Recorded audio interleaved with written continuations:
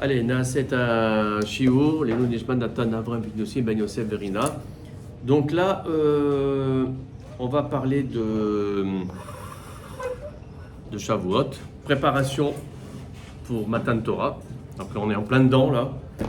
Et puis bien sûr, on va un petit peu sur la paracha de Nassau parler des secrets et de la force du Birkat Kohanim parce que voilà, c'est important quand même. Il y a beaucoup de choses en Nassau, mais on ne peut pas tout faire évidemment. Mais voilà. Donc voilà, on va commencer tout d'abord par la préparation de la réception de la Torah, Matan Torah. Alors, effectivement, on avait déjà vu l'année dernière un petit peu que c'était important pour on va dire, recevoir ce don de la Torah. C'était important de se préparer, surtout de savoir à quelle place on est. Je ne sais pas si vous vous rappelez, on avait effectivement fait un cours sur ça. Et justement, il y a les derniers Pirkei Avot de le chapitre 6, les derniers Pirkei Avot, justement, qui parlent de ça. Et c'est toujours avant Shavuot que l'on a ces Pirkei Avot là. Ces Pirkei Avot, ils nous disent comment. Alors c'est marqué. Il y a 48 manières de se préparer à la Torah. Donc en fait, de se préparer à Matan Torah. De 48 manières. Et c'est marqué. Betalmud, Bishmirat Haozen, Be'arichat Sefatayim, Bechavanat Alev, Be'ema, Be'yira, Be'anava, Be'simcha, Batara, etc., etc. On ne va pas tous les faire. Donc on voit effectivement comment on va se préparer, comment acquérir la Torah. On va se préparer à la Torah, comment? Par l'étude, par l'écoute de l'oreille. On sait que c'est très important, il faut toujours bien écouter. On a vu le rôle de l'oreille, très très important. La prononciation des lèvres, comment on fait effectivement la tfila. L'attention du cœur, la crainte, la révérence, l'humilité, la joie, la pureté, etc., etc. Le rôle de la place. On l'a déjà vu dans la paracha la semaine dernière de Bamidbar. Vous vous rappelez, on avait fait le cours sur les emplacements des différentes tribus par rapport au El Moed. On voit, pour la Torah, l'emplacement, la place de chacun est très important. On avait vu que la semaine dernière, il y avait le El Moed qui était au centre, le Mishkan. Et tout d'abord, on avait les Kohanim qui étaient dans le El Moed, qui s'occupaient du service d'Hachem. Ensuite, autour du El Moed, c'était les Lévi'im. Et après, on avait les 12 tribus du peuple d'Israël, avec bien sûr 3 à l'est, c'était le plus important, 3 au sud, etc., etc. Chacun avait son emplacement.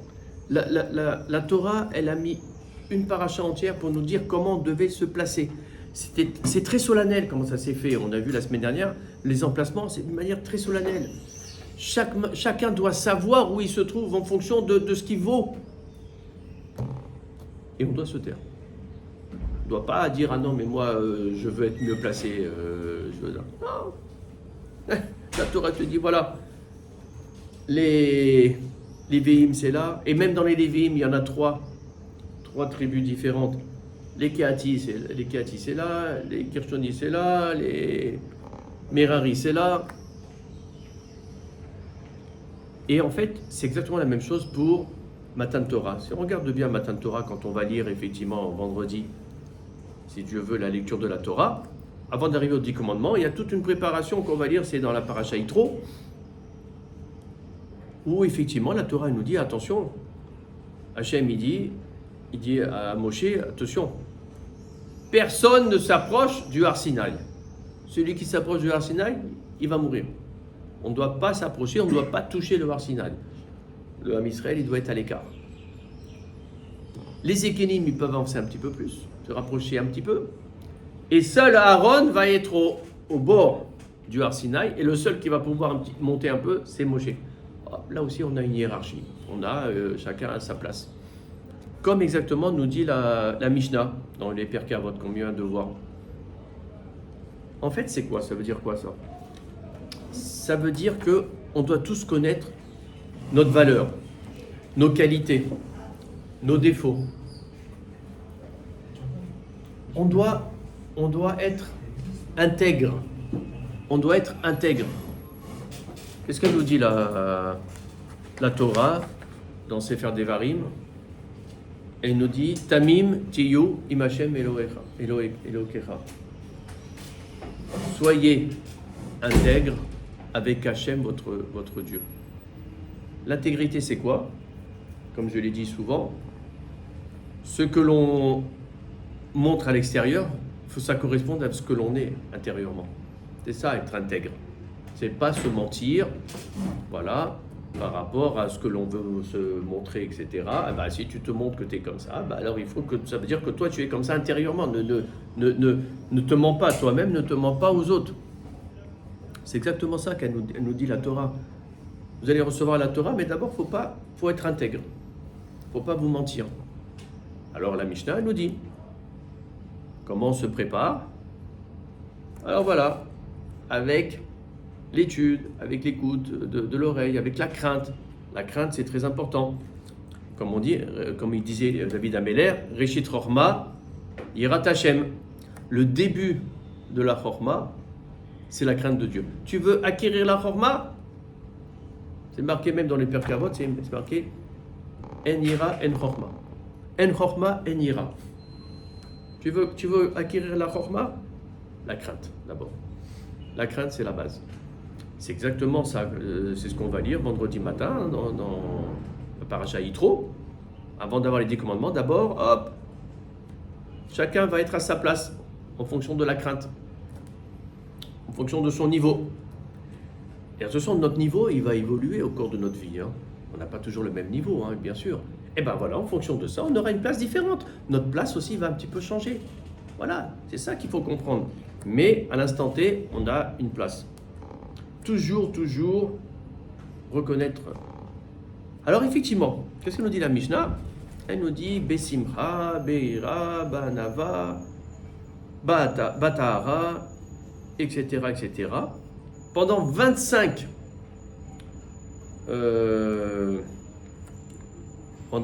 mots, elle nous dit toujours avec le préfixe B, avec l'humilité, avec la joie, etc. Voilà comment on va acquérir la Torah. Et puis arriver à la 26e position, d'un seul coup, changement de style. Arrivé à la 26e position, il n'y a plus le préfixe B. Dans la Mishnah, c'est marqué Amakir et Mekomo, Asameya Bechemklo, etc., etc. Alors, on a vu que pendant 25 les 25 premières qualités, c'est avec le préfixe B, ça veut dire avec l'étude, avec la joie, etc. Et à partir du 26e position, Asameya Amakir et Mekomo, celui-là qui connaît sa place, justement. C'est ce qu'on est en train de parler. Donc on voit que, qu'est-ce qu'elle nous dit la Mishnah? Elle nous dit, tu as 25 d'abord paliers à conquérir pour pouvoir effectivement te préparer à la Torah. Et une fois que tu as fait tout ça, que tu as compris tout ça, après c'est marqué Amakir et Mekomo, celui qui connaît sa place. Celui qui connaît sa place, ça veut dire quoi? C'est ce qu'on vient de voir. Celui qui sait effectivement ce qu'il vaut, il est intègre. Voilà. De la même manière que la paracha la semaine dernière, chaque tribu était placée au millimètre près à un endroit bien précis que la Torah a ordonné.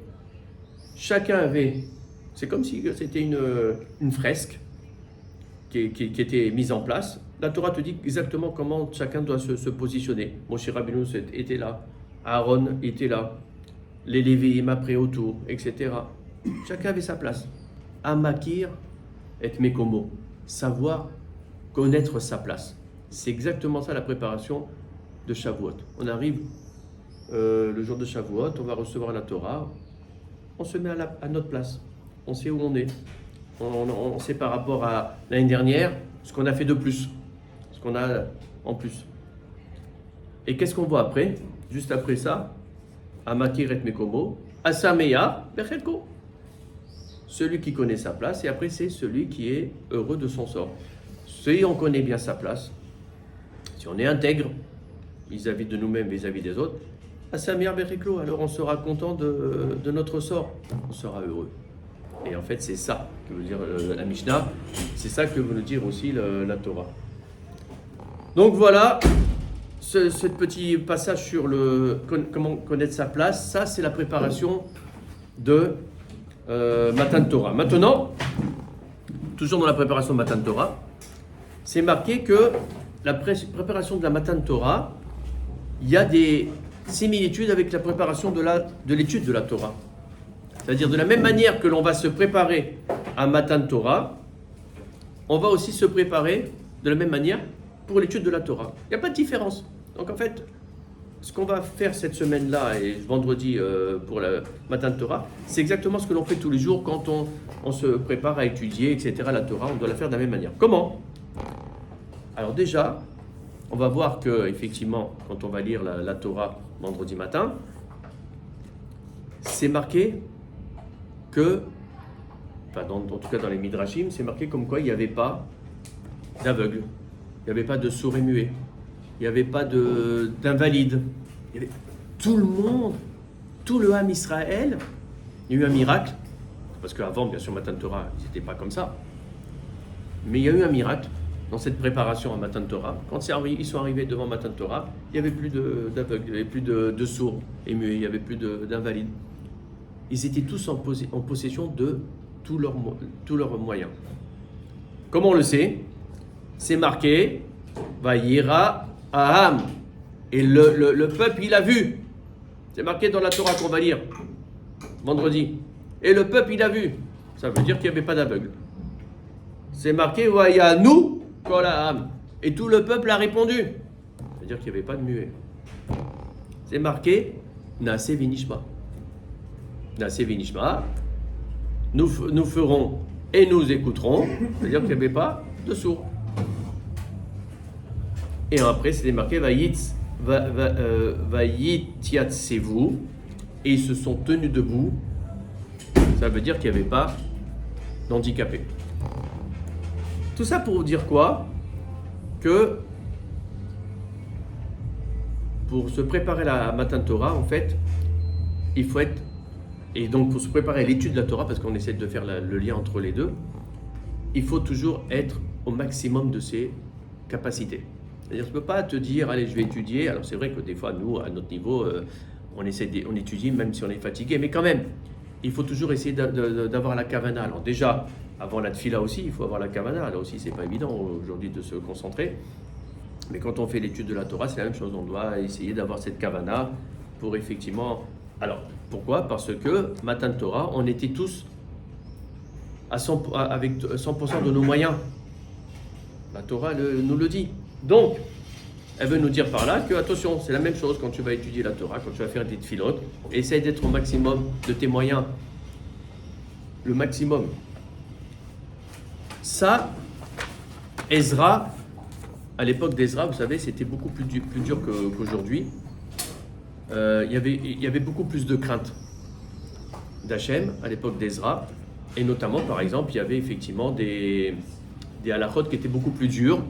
Par exemple, on ne pouvait pas étudier à l'époque d'Ezra, pas aujourd'hui. Les rabbanim, ils ont changé, les rachamim, ils ont changé la loi. Mais à l'époque d'Ezra, on ne pouvait pas étudier la Torah. Donc on voit le lien avec le Matan Torah. On ne pouvait pas étudier la Torah si on n'était pas pur, si on avait une pollution nocturne, ou on était impur d'autre chose, etc. À la suite de rapports, on n'avait pas le droit d'étudier la Torah à l'époque d'Ezra. Aujourd'hui, les rabbanim, ils sont plus cool de ce côté-là. Mais à l'époque d'Ezra, il était beaucoup plus dur. Pourquoi ? Parce que la crainte était plus importante à cette époque-là. Et on voit quand même l'importance d'avoir toutes ces facultés. Pourquoi alors Ezra, il avait instauré de ne pas étudier la Torah quand on était impur à cause de ça ? Parce qu'on n'était pas bien concentré à ce moment-là. Donc Ezra, il avait interdit. Bon, aujourd'hui, on a un petit peu changé, mais on voit effectivement l'importance avant d'étudier, avant de faire la tfila, comment il faut se concentrer. Et c'est ce qu'on voit aussi dans le Teilim 150, le dernier Teilim. Allélo Belkocho, Allélo El Bekocho, Allélo Bekerozo, Allélo Beborotav, Allélo Kerozo, Allélo Beteka Shofar, Allélo Benevem Bechinor, Allélo Betofumachol. Qu'est-ce qu'il nous dit David Ameller?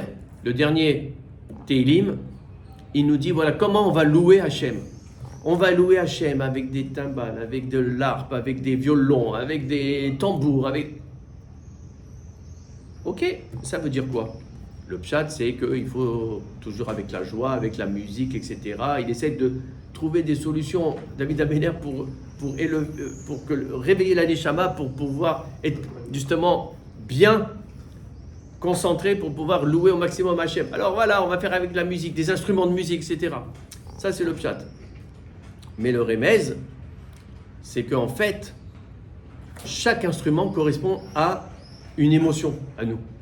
Donc en fait, il veut dire par là, David Ameller, réveillez toutes vos émotions quand vous êtes face à Hachem. La tfila, l'étude, Matan Torah, réveillez toutes vos émotions. Ne soyez pas amorphes. On avait vu que dans la Megillah d'Esther, vous savez, les ennemis, ils sont plus intelligents que nous. Les ennemis, ils voient quand on est faible, ils voient quand on est éloigné d'Hachem. Aman, qu'est-ce qu'il a dit? Il a été voir Rashverosh. Il a dit Yeshno Amechad Mefozar Umfurad. Il y a un peuple, en parlant du peuple juif, qui n'écoute pas tes lois, qui ne fait pas tout ça. Donc il essayait de convaincre le roi de faire un décret pour les tuer. Mais le Midrash nous dit Al Tikre Yeshno, et là, Yachen Lo. Ce peuple-là, en fait, il voulait dire, sous-entendu Aman, il voulait dire à Rashverosh, ce peuple-là, il est en train de s'endormir. Il s'endort. Regarde, c'est le moment de l'attaquer. S'il s'endort, ça veut dire que la Shrina s'est éloignée d'eux. Les ennemis ils savent quand la Shrina s'éloigne de nous et quand ils peuvent nous atteindre. Et nous, en revanche, on ne le voit pas. Israël en ce moment. Il faut qu'on se réveille. Et c'est exactement le Teilim 150. Chaque instrument, c'est une émotion. Par exemple, le violon, c'est la mélancolie. Le tambour, c'est la force. C'est les soldats. Les soldats, c'est la force, ça réveille. Le chauffard, c'est la crainte, etc., etc. Chaque instrument, il va nous sortir une émotion. David Ameller, c'est ça qu'il a voulu. Il a voulu finir tout son livre de Télim en disant mais au final, tout ce que j'ai dit, c'est bien, mais regardez, le mieux, le top, c'est faites sortir toutes vos émotions quand vous êtes en connexion avec Hachem, et là, la prière, elle va s'élever, elle va être entendue. Donc voilà exactement comment on se prépare pour Matan Torah, vous voyez, savoir connaître sa place, et aussi sortir toutes ses émotions. Voilà déjà deux points, si on peut arriver à faire au moins ça, c'est déjà pas mal, et si Dieu veut, avec nos belles prières qu'on va faire à Shavuot, on va ramener, si Dieu veut, Mashiach, si Dieu veut, le plus vite possible, et Triat Ametim aussi.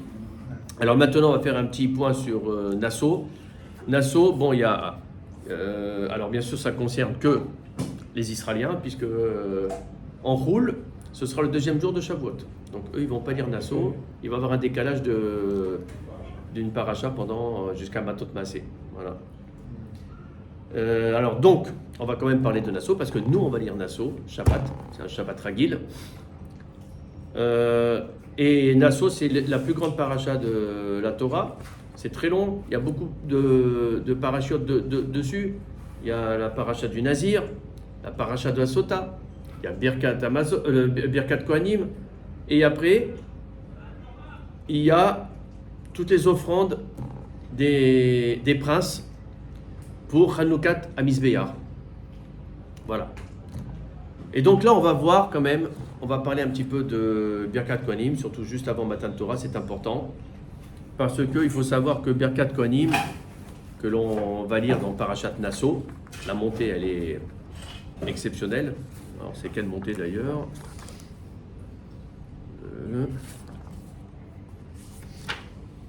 C'est facile, c'est juste là, voilà. C'est la montée Révi. Après montée Hamishi, on parle des offrandes, des princes. Donc la quatrième montée, c'est une montée en principe qui se vend très cher, puisqu'on finit par Birkat Kohanim. Et Birkat Kohanim, il faut savoir qu'il y a une bracha très très forte. On va un petit peu voir les secrets, hein, on a un petit peu le temps, de cette Birkat Kohanim, qui est vraiment très très importante. Ici, Baruch Hashem en Israël, c'est magnifique. Quand on fait Birkat Kohanim, Chol HaMoed Sukkot, Chol HaMoed Pessah, 200 Kohanim au Kotel, un Mondchou, une prière générale, un silence, c'est magnifique. Et là, on ressent des émotions. Alors, pourquoi elle est si importante? D'abord, il faut savoir que les rabbanim, déjà, ils nous ont instauré, on l'avait dit déjà, hein, que le premier passage de la Torah qu'on va lire, quand on se lève, c'est Birkat Kohanim. Ils nous ont instauré dans les brachot rishonot. Voilà. On va faire Modéani, Netilat Yadayim, on fait Shir Yatsa, après Eloah Neshama, etc. Et après on fait les brachot. Et après on finit par Birkat Kohanim.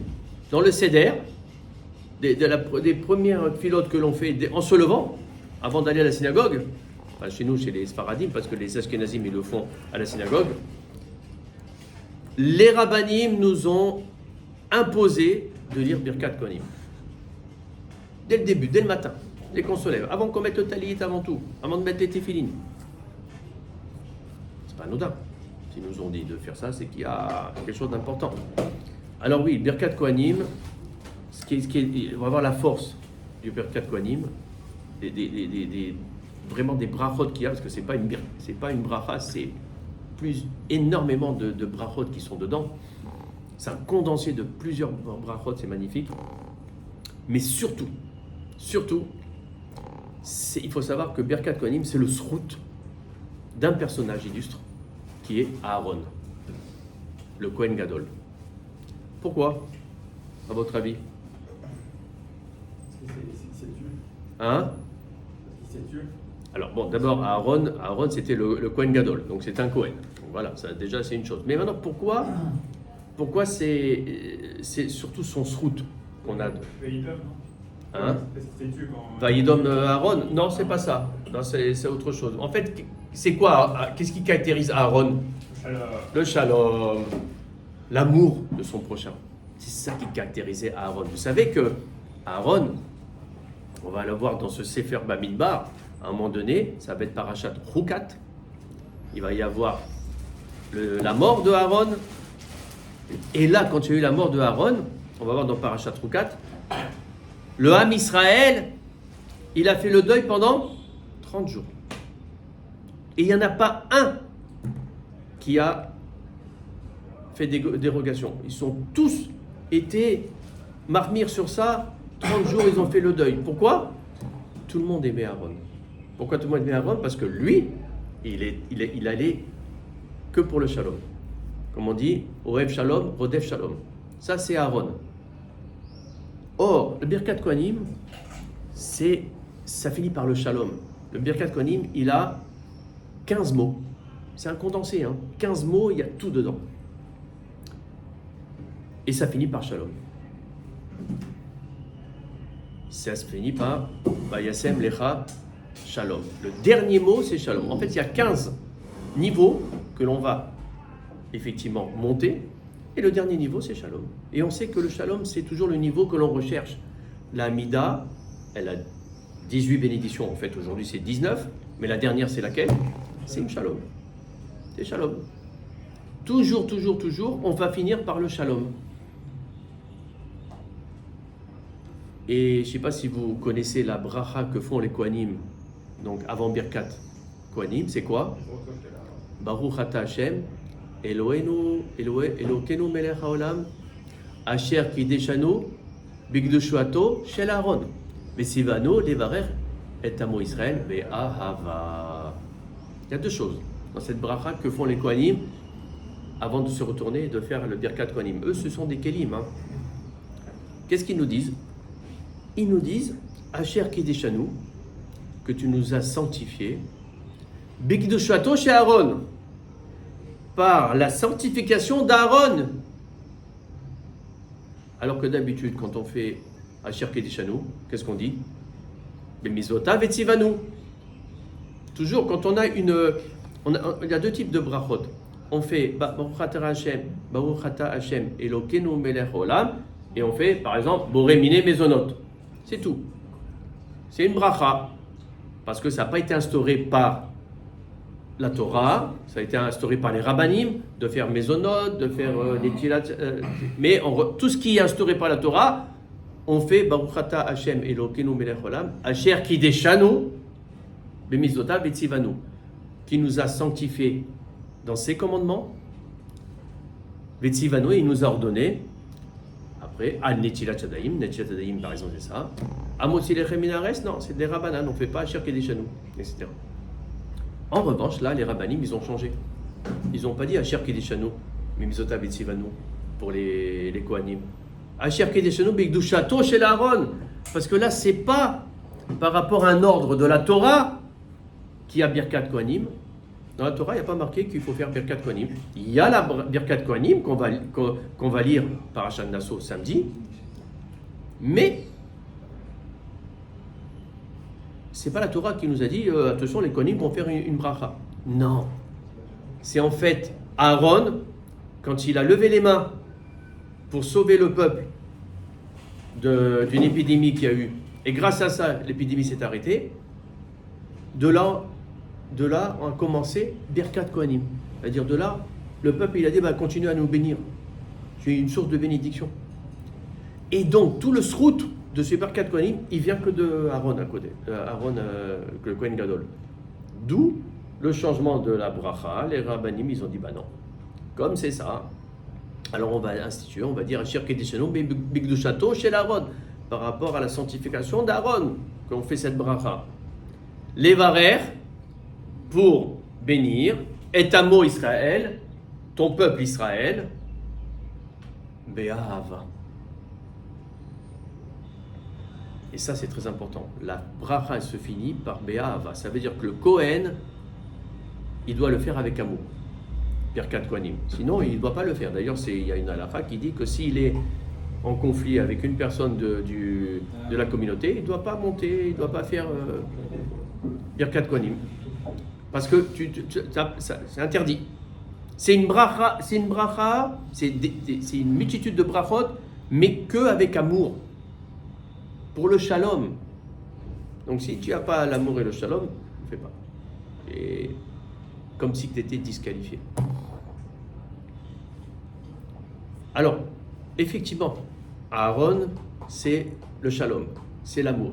Comment on sait que Aaron, c'est le shalom et l'amour? Je vous ai dit, le peuple a fait un deuil de 30 jours suite au décès d'Aaron. Par exemple, quand Moshe Rabbeinu, à la fin du Sefer Torah, il est décédé, où c'est marqué qu'il n'y avait pas un avis dans Israël aussi élevé, un prophète aussi élevé que Moshe Rabbeinu, il n'y avait pas, etc. Malgré tout, ils n'ont pas fait un deuil de 30 jours. Et ce n'était pas tout le monde qui était peiné, parce que lui, il avait des ennemis, Moshe.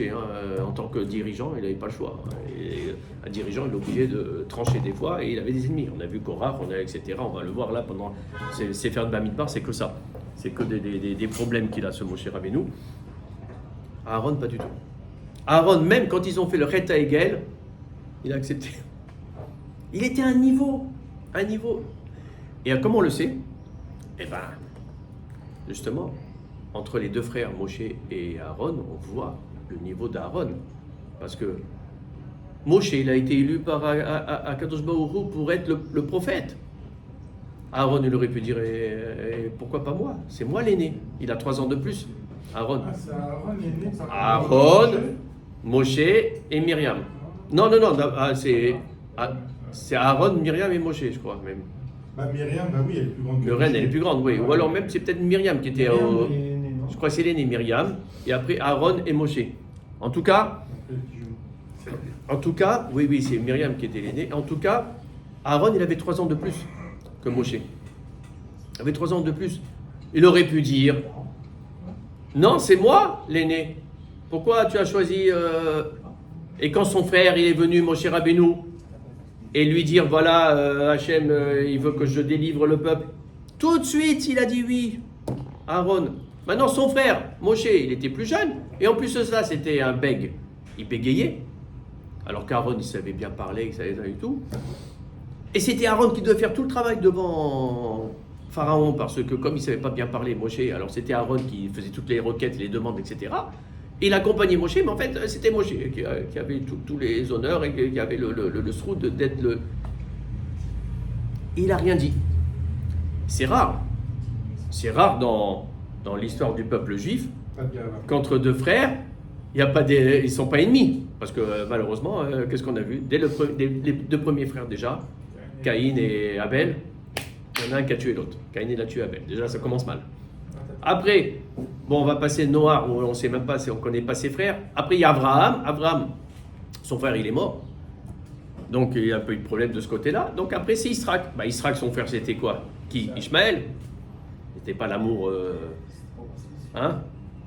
C'était pas du tout ça. Ishmaël et Israël, ça n'allait pas. Après, c'était qui? Jacob et Esav. C'est pire. Esav, il voulait le tuer, carrément. Et parce qu'il était jaloux de Jacob. Et Yosef avec ses frères. Très mal passé, d'ailleurs. Ça n'existe pas. Dans l'histoire, ça n'existe pas. Et qu'est-ce qu'on voit? On voit Moshe, Aaron.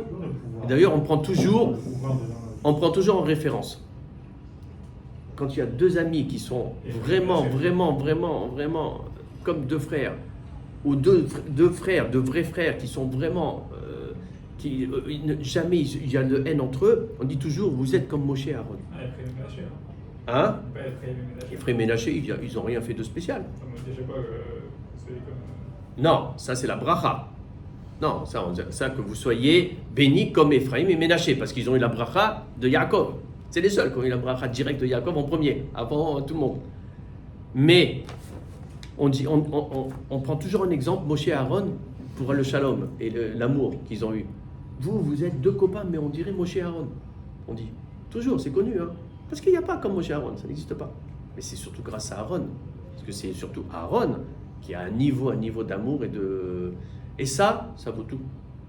Ça vaut tout. C'est exactement donc, le Birkat Kohanim, c'est exactement ça. On arrive au shalom. Alors c'est quoi? Et on va finir par ça. Birkat Kohanim, il y a 15 mots, on avait dit. Et c'est divisé en 3 psukim. Il y a 3 psukim. Premier pasuk, il a 3 mots. Yevalechecha, Hashem, Bishmerecha. Ça correspond à quoi ça? Ça correspond à la Parnassa. Première pasuk, la première phrase du Birkat Kohanim, c'est Hashem, il nous donne la Parnassa. Yevalechecha, Hashem te bénira. Bishmerecha. Parce que ça suffit pas d'avoir une bracha d'Hachem. Déjà extraordinaire d'avoir une bracha d'Hachem. Déjà, il nous bénit. Alors, on s'est dit, c'est bon s'il nous bénit. Oui, mais béni, ça veut dire que tu vas recevoir. Tu vas avoir de l'abondance. Tu vas avoir... ok. Mais, il manquait quelque chose. Et il te gardera. Parce que ça ne suffit pas d'avoir l'abondance. Parce que tu peux avoir beaucoup d'argent qui rentre et beaucoup d'argent qui sort. Et donc, au final, il ne te reste plus rien. Deishmerecha, ça vaut tout l'or du monde. Ça veut dire, non seulement tu vas avoir, mais Shefa. Mais en plus de ça, tu vas le garder. Donc c'est une bracha de Parnassa extraordinaire. Après le deuxième pasouk, c'est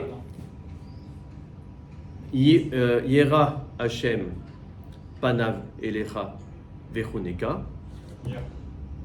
Yaher, pardon. Yaher Panav, je l'ai en plus ici. Yaher Hashem Panav Elecha Vechuneka. Et Hashem éclairera sa face vers toi, Vechuneka, et il te rendra de la grâce. Ça veut dire quoi ce Vechuneka? Alors ça correspond à quoi? Ça correspond à la longévité. Le fait que Hachem, il va éclairer sa face vers toi, c'est-à-dire qu'il va te protéger pour que tu vives longtemps. Vechuneka, ça veut dire quoi? On rajoute une couche là, c'est-à-dire non seulement tu vas vivre longtemps, mais Vechuneka avec grâce, c'est-à-dire il va te protéger de la maladie, tout ça, parce que tu meurs, tu vis longtemps, mais tu es malade, tu as un handicap, tu as un truc et tout, à quoi ça sert? Alzheimer, Chas Shalom. Catastrophe.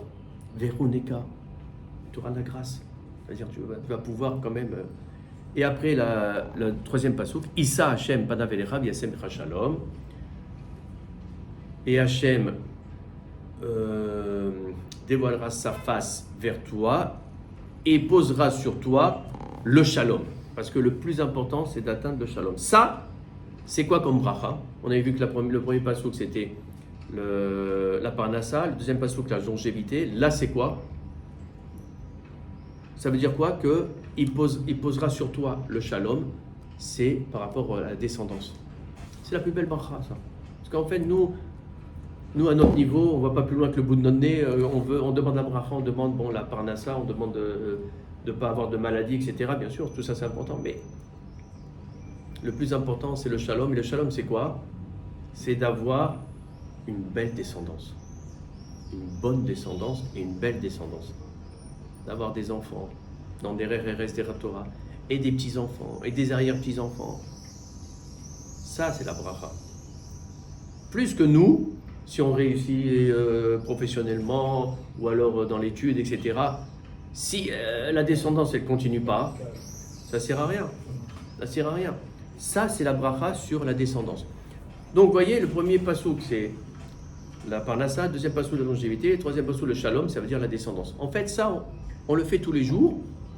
Les rabbinim nous ont instauré tous les jours dans l'Amida, dans la bénédiction de Mevarech Hashanim.